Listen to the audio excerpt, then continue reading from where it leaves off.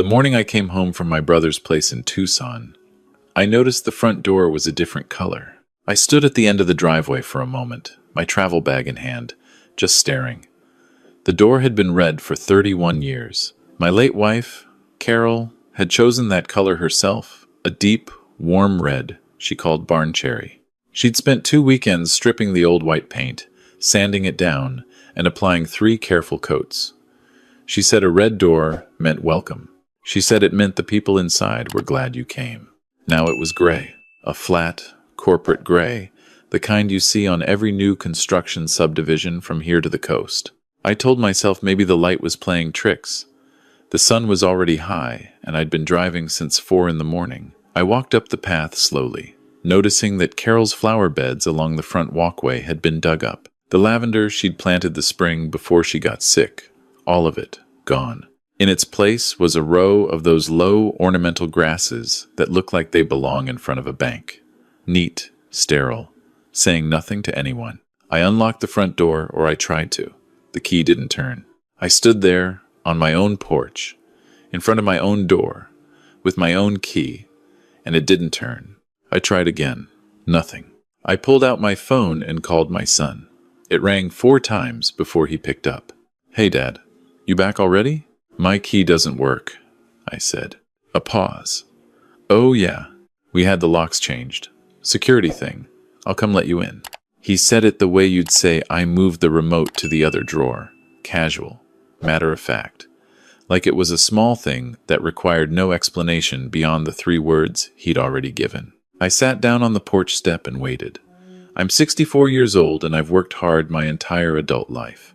I spent 38 years as a civil engineer, built roads and bridges in 4 states, raised a son mostly on my own after Carol passed, and paid off this house 14 years ago. The deed has my name on it. Only my name. I want you to remember that. My son, Ryan, opened the door about 10 minutes later. He looked tired and a little sheepish, which I recognized as the look he gets when he knows he's done something wrong but has already decided not to apologize for it. "Sorry about that, Dad. Come on in." I walked in. I almost walked back out. The living room wall between the kitchen and the den, the wall I had Carol's mother's china cabinet against for 20 years, was gone. Just gone. In its place was an open floor plan, the kind that looks good in magazines but means you can hear every sound in the kitchen while you're trying to watch television. The crown molding Carol and I had installed ourselves one long summer weekend gone. New recessed lighting where the ceiling fan used to be. The hardwood floors, original oak that the previous owners had laid in 1958, had been covered over with wide plank laminate in a pale washed color that looked like it was trying to be Scandinavian. The furniture was different. Not some of it. All of it. The leather armchair I'd had for 20 years, the one with the slight indent on the left armrest from where I always rested my elbow, gone. The bookshelves Carol built from solid walnut, gone. The framed photographs on the staircase wall, gone, replaced by a series of abstract prints in matching frames, the kind that come in a 3-pack from a home decor store. I stood in the middle of what used to be my living room and I said nothing for a long time. Then I heard footsteps on the stairs, and my daughter-in-law came down. My son had married her 2 years ago. She was pleasant enough in small doses, sharp, ambitious, the kind of person who treats every conversation like a negotiation and every silence like a problem to be solved. From the beginning, she had looked at this house the way a developer looks at a vacant lot. She had opinions about everything. The curtains were dated, the kitchen was inefficient, the bathroom tile was a lot. I had smiled and nodded and kept my thoughts to myself because she was my son's wife and I was trying to be a decent father-in-law. She came down the stairs in a linen blazer and bare feet, holding a coffee mug that had a word on it I didn't recognize. She smiled when she saw me, a wide, practiced smile. "Frank, you're back. What do you think?" "Where is my furniture?" I asked. "We donated most of it," she said, still smiling. "The pieces that were salvageable went to a resale shop on Clearwater. The rest, honestly, Frank, some of it was just worn out. We got a great deal on the new pieces. The couch is from a boutique place in the design district. Real quality. You donated my furniture." It was time for an update. This house has so much potential, and honestly, the old layout was just, where are Carol's bookshelves? The smile flickered. Just for a second. The walnut ones? They were in rough shape, Frank. Where are they? Ryan stepped forward. Dad, they were water damaged along the bottom. They were not water damaged. I sealed that wood every 2 years. Where are they? Silence. Gone, my daughter-in-law said finally, setting her mug down on a counter that also wasn't there before. White marble, very sleek. I'm sorry. I know it's a lot to come home to. But once you settle in, you'll see how much better it flows. I looked at my son. He was looking at the floor. Where did you get the money for this? I asked. We'll talk about it later, Ryan said. You just got home. Sit down, I'll make you some coffee. I asked you a question.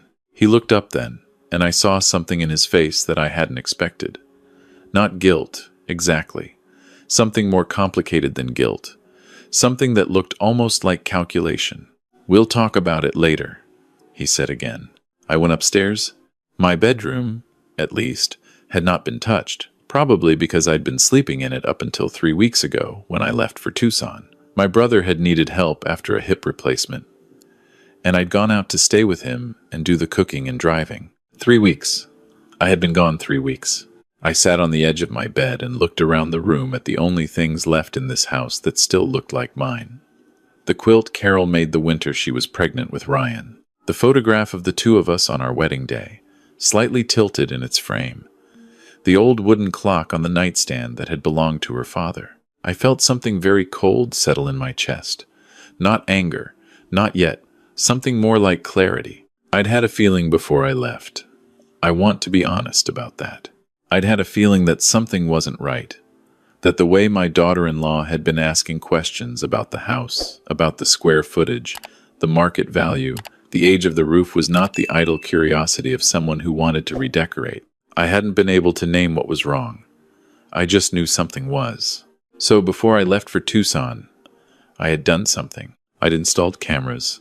3 of them, 1 in the living room covering the main entry, 1 in the kitchen, and 1 small one in the hallway, outside what used to be my home office. I'd used a brand my nephew recommended, the kind that stores footage on a cloud server. I hadn't said anything to anyone.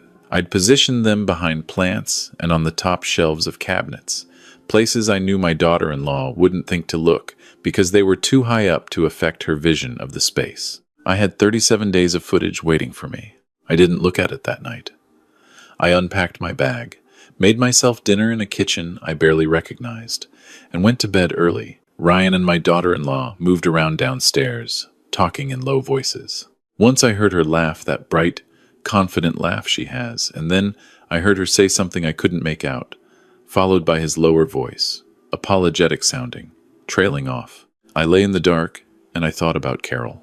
I thought about how she used to say that this house was the one thing she was sure of, that no matter what happened in the world, the house would be there, and it would be ours. I thought about the 31 years of living that were embedded in these walls, in the floors, in the trim around the windows that we'd repainted together every 7 years like clockwork. I thought about Ryan as a boy, running through the hallways, scratching his initials into the back of the closet door in his bedroom when he was 9, the scratch still there that I'd never had the heart to sand away. Then I thought about what my daughter-in-law had said. So much potential. I fell asleep with that cold thing still sitting in my chest. The next morning, while they were both still asleep, I made coffee and opened my laptop at the kitchen counter. I logged into the camera server and started watching. The first few days after I left were unremarkable. Ryan went to work. My daughter-in-law worked from home, taking calls in the den. Normal enough. On day 4, a man I didn't recognize came to the house. He walked through every room with my daughter-in-law, taking photographs on his phone and making notes on a clipboard. He spent a long time in the kitchen and the living room, measuring things with a laser level.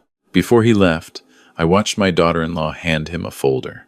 He looked at the papers inside and nodded. I paused the footage and sat with that for a moment. Then I kept watching. On day 6, 2 men arrived with a truck and began removing furniture. My daughter-in-law directed them with the energy of someone who had been planning this for a long time. She stood in the middle of the living room, pointing. That. Not that one yet, we'll do that later. Carol's bookshelves went out on day 6, mid-afternoon. 2 men carrying them out the front door while my daughter-in-law held it open and smiled her wide, practiced smile. On day 9, the contractors arrived. 3 of them. They knocked out the wall.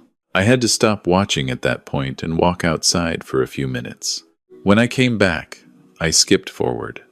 I watched the floors go in. I watched the new furniture arrive, piece by piece, all of it chosen and approved by my daughter-in-law, none of it discussed with me. I watched Ryan come home from work each evening, walk through the changes, and say things I couldn't make out through the audio, but that looked from his body language like mild approval, or maybe just acceptance. He never looked uncomfortable. He never looked like a man who was thinking about his father. But it was day 12 that changed everything. On day 12, a different man came to the house, older, in a suit. He sat down at the new kitchen counter with my daughter-in-law and spread papers between them. I could see from the camera angle that some of the papers had official-looking headers, though I couldn't read the text. My daughter-in-law had a pen in her hand. The man pointed to several places on different pages. She nodded and signed. Then she picked up her phone and called Ryan. I watched her talk, watched her laugh once, watched her look around the renovated kitchen with the expression of someone surveying something that belongs to them. I stopped the footage. I opened a new browser tab and called my attorney. His name was Gerald, and I had used him for various legal matters over the years, the estate when Carol passed, a boundary dispute with a neighbor a decade ago, the refinancing I'd done in 2018. He picked up on the second ring because Gerald always picks up on the second ring. It's one of the things I appreciate about him. "Frank," he said, "what's going on?" I told him about coming home. I told him about the door, the furniture, the wall, the floors. I told him about the camera footage and the man in the suit and the papers. I told him that my daughter-in-law had signed something and that my son had been on the phone immediately after. Gerald was quiet for a moment. "Do you have any joint accounts with your son?" he asked. "No." "Is his name on the deed?" "No, just mine." "Has he ever had power of attorney?" "No." "All right," Gerald said. "I need you to pull your credit report today, all 3 bureaus, and I need you to go to the county recorder's office and pull any documents filed on your property in the last 60 days. "You think someone filed something on my property?" "I think you should find out," he said carefully. "And Frank, don't say anything at home yet. Go about your day normally. Can you do that?" I told him I could. I went to the county recorder's office that same morning, while Ryan was at work and my daughter-in-law was on a call. I told her I was going to pick up some things from the hardware store. She smiled and said okay without looking up from her laptop. It took the clerk about 8 minutes to pull everything up. There were 2 documents filed on my property in the previous 40 days. The first was a recorded lien for the renovation work. It was in my name, or rather, it purported to be signed by me. A home improvement lien for $42,000 secured against the property. I had not signed any lien. I had not authorized any renovation. I had not been in this state on the date the document was notarized. I had been in Tucson. My brother could confirm that. His doctor could confirm that. The gas station receipts I'd kept out of habit could confirm that. The second document was a preliminary title change application. My son's name had been added as a co-owner on the property. Again, bearing my signature. Again, notarized on a date I was in Tucson. I stood at the clerk's counter and read both documents twice. My hands were steady. I noticed that, distantly, that my hands were not shaking. The cold thing in my chest had moved, settled somewhere deeper, become something very still and very certain. I made copies of everything and called Gerald from the parking lot. He listened to me read him the key details from both documents, and then he was quiet again for a slightly longer moment. "Frank," he said, "what you're describing is felony forgery, potentially fraud. This is not a family disagreement anymore." "I know. What do you want to do?" I thought about Ryan as a 9-year-old, scratching his initials into the back of a closet door. I thought about his face when I'd asked about the money, that complicated look that wasn't quite guilt. I thought about my daughter-in-law signing papers at my kitchen counter with the expression of someone taking inventory of their own property. I want it undone, I said. All of it, properly and legally. And after that, I thought about Carol's red door. I thought about the lavender along the front walk. I thought about 31 years of a life built in a specific place by specific people who loved each other and took care of what they built. After that, I said, I want them out of my house. I want to be clear about something. I did not go home that afternoon and confront anyone. I know that's not what some people would have done. I know some people would have walked in and laid it all out on the table right then and there, raised their voice, demanded explanations. I understand that impulse. I felt it. But I learned a long time ago from Carol, actually, who was the calmest person I have ever known, that the best time to act is not when you're still absorbing the blow. The best time to act is after you've understood exactly what happened, exactly what you want, and exactly how to get it.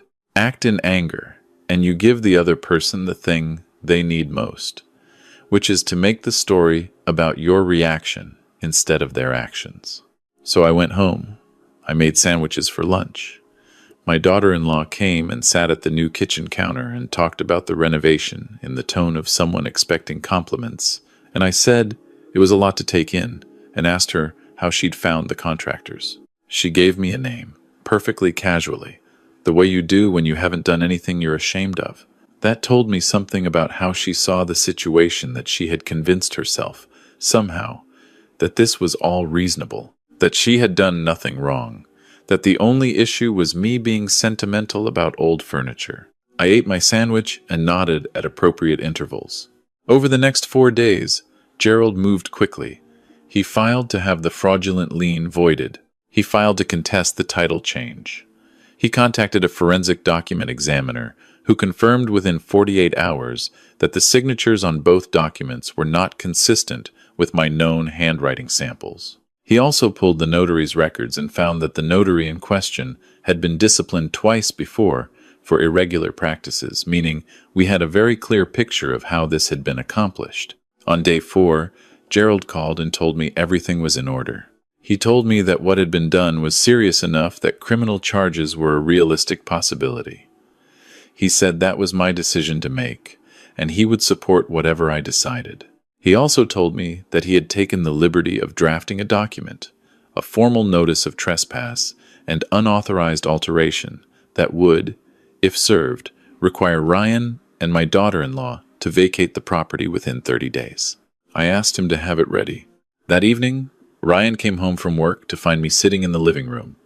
I had moved one of the new chairs to face the front door, which I thought was appropriate. My daughter-in-law was upstairs. I'd heard her up there for most of the afternoon, moving around, talking on the phone. Ryan came in and saw me sitting there and stopped. "Hey, Dad, what are you?" "Sit down, Ryan." He sat down on the new couch. It was, objectively, a nice couch. I noticed that even in that moment, I placed the copies of both documents on the coffee table and slid them toward him. He looked at them for a long time without touching them. "I need you to tell me whether you knew about these before they were filed," I said, "or after." He didn't say anything. "Ryan, before," he said quietly. "I knew before. Something shifted in the room. I had been hoping, in some part of myself I hadn't fully acknowledged, that he was going to tell me he hadn't known, that he was going to look at those papers with genuine shock, that my daughter-in-law had done this alone, without him. I'd been hoping that since the moment I'd stood in that parking lot at the recorder's office with the papers in my hand. He didn't give me that. "She said it was just paperwork," he said. "She said it was to protect the investment in the renovation. She said you'd be fine with it once you saw what she'd done to the place. She said I'd be fine with a forged signature on a lien against my property." He winced. "Did you sign anything?" I asked. "The title thing. The one adding my name. You signed a document that required my signature, which you knew I hadn't given." He put his face in his hands. "I am not a man who enjoys watching his son suffer. I want to be clear about that too.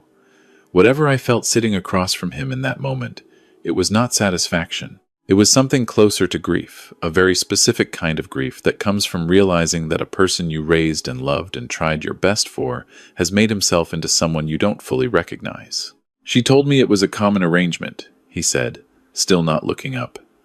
She said lots of couples do it when they're living with a parent, just to have some security. She said, "She forged my signature," I said. "That is a crime. That is not a common arrangement. And you signed a document that depended on that forgery, which makes you part of it." He looked up then. "Are you going to press charges?" I had thought about this for 4 days. I had turned it over every way I could think of. I had thought about what Carol would have said.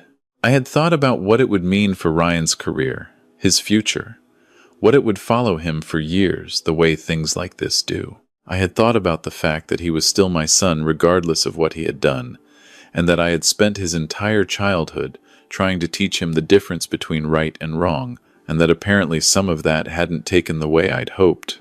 But some of it had, because he'd said before without lying to me, and he hadn't tried to talk his way out of it. "Not if everything is reversed and corrected within 10 days, I said. The lien voided. The title change rescinded. Every document. Gerald has the paperwork. Your wife needs to sign all of it." He nodded slowly. And then I reached into the folder beside my chair and placed Gerald's notice on the table.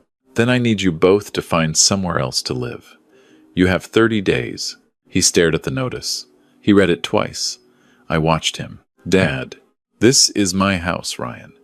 It has been my house for 31 years. Your mother and I built a life here. I let you move in because you asked me to, and because I thought it might be good for both of us.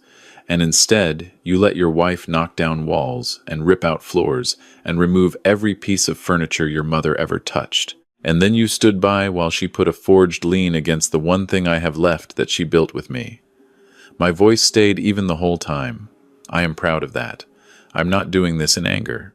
I'm doing this because it's the right thing for everyone, including you." He was quiet for a long time. Then he said, "She's going to fight this. She is welcome to try. She has a lawyer already," she said. He stopped.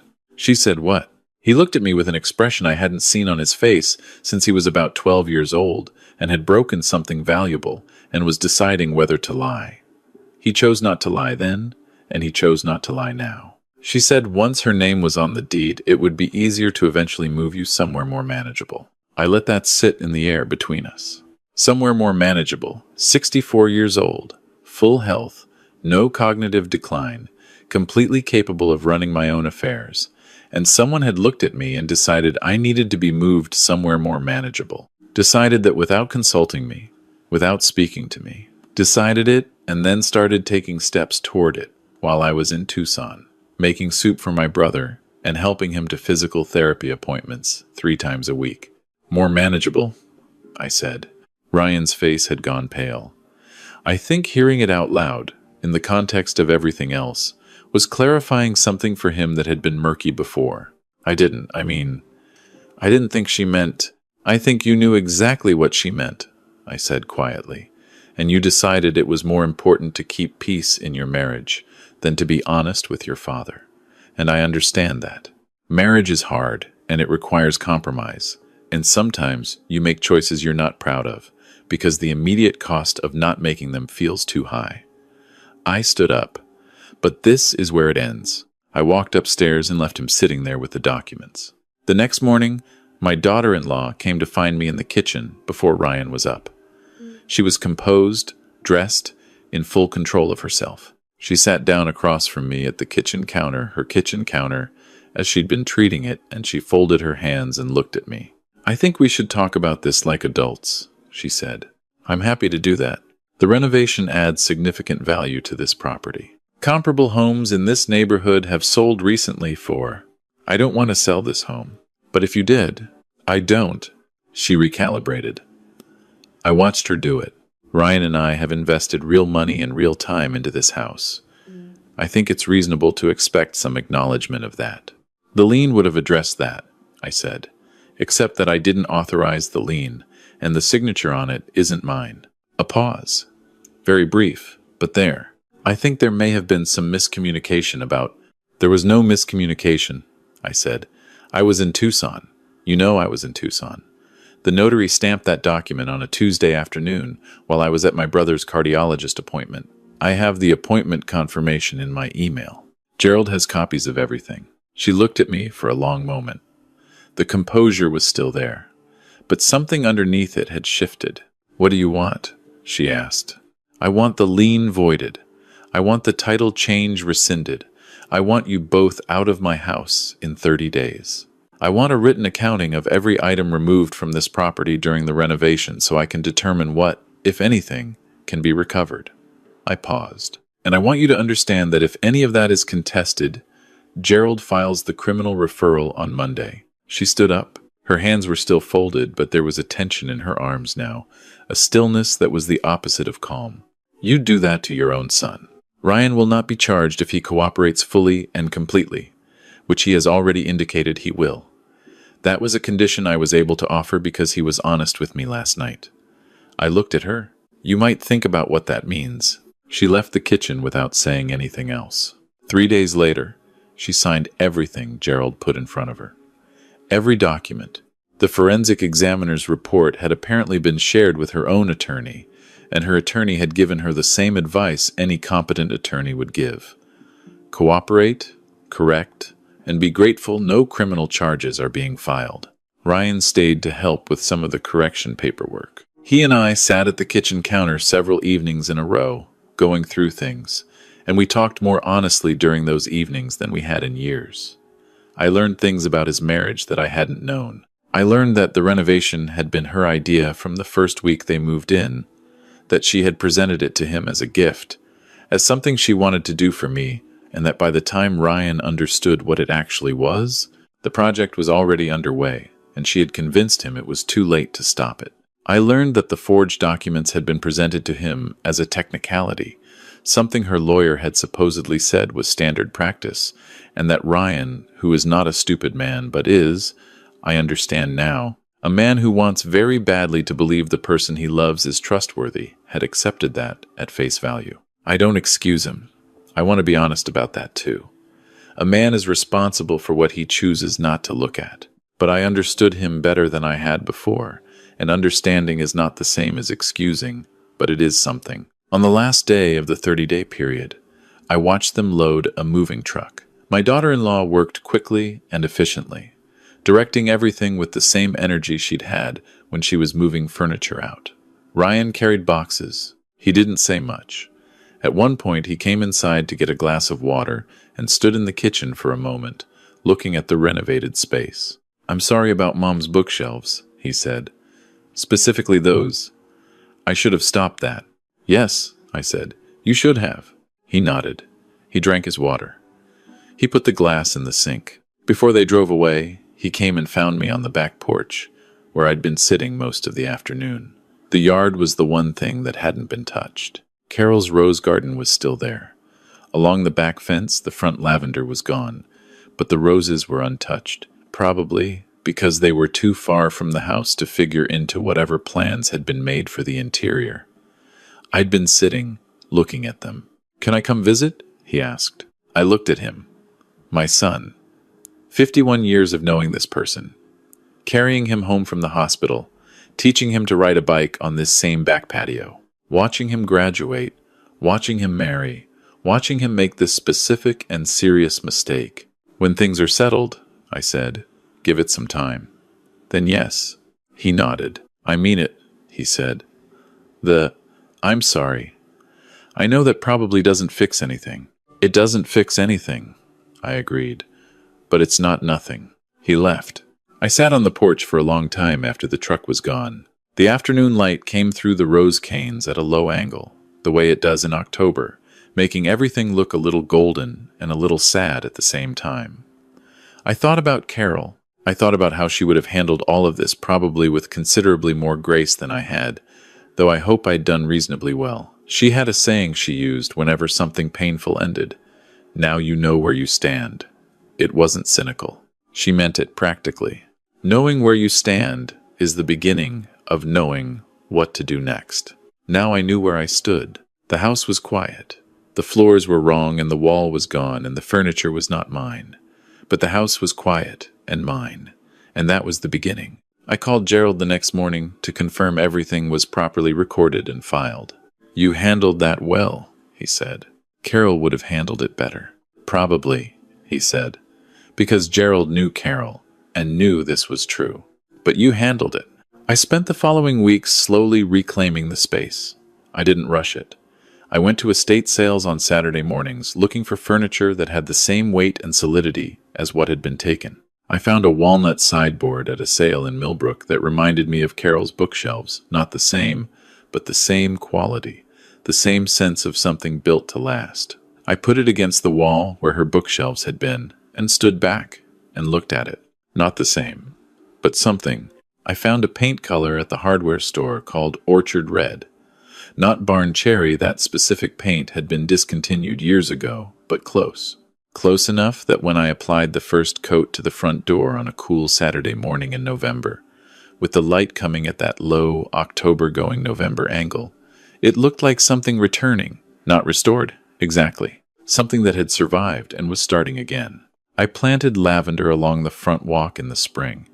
It took a season to establish, the way lavender does.